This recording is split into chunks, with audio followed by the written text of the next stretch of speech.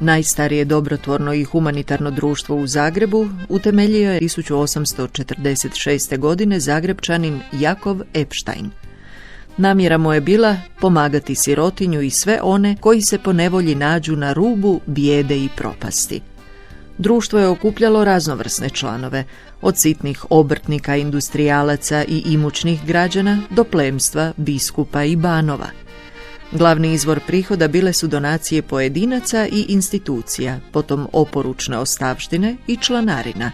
Kako bi što više pomoglo potrebitima, društvo je organiziralo prvu lutriju i prvu tombolu u Zagrebu. Odziv Zagrepčana bio je velik. Sudjelovalo je više od 4000 građana, što je tada bila oko petina ukupnog gradskog stanovništva. Društvo je u svojem sjedištu u Skalinskoj ulici organiziralo pučku kuhinju. U njoj je jedini obrok u danu pronalazilo i do 600 ljudi, što je potaknulo grad da društvu dodijeli godišnju subvenciju. Potkraj stoljeća društvo je kupilo i neke nekretnine, čijim je iznajmljivanjem ostvarivalo dodatne prihode. Prvi svjetski rat i teška financijska situacija nakon njega izazvali su prestanak djelovanja pučke kuhinje, koju je tada preuzelo društvo Prehrana.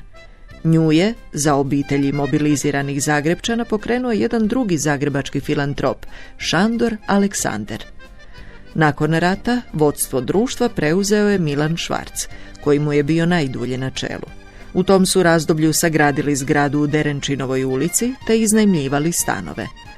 Nakon teškog razdoblja Drugog svjetskog rata, u kojem je društvo čovječnosti nastavilo s humanitarnim radom, pomažući osim Zagrepčanima i mnogobrojnim izbjeglicama, vrlo je tiho na samom početku 1946. godine obilježilo svoju 100. obljetnicu. Na njoj je posljednjem predratnom predsjedniku doktoru Milanu Švarcu, koji je nakon uspostave NDH bio smijenjen, odano i posebno priznanje. Međutim, ubrzo je stiglo rješenje da se društvo ukida, a da socijalni odjel Gradskog narodnog odbora preuzima njegovu imovinu. Ukidanje se opravdavalo tadašnjim stajalištima da socijalnu i karitativnu djelatnost mora organizirati država ili društva koja ona neposredno nadzire.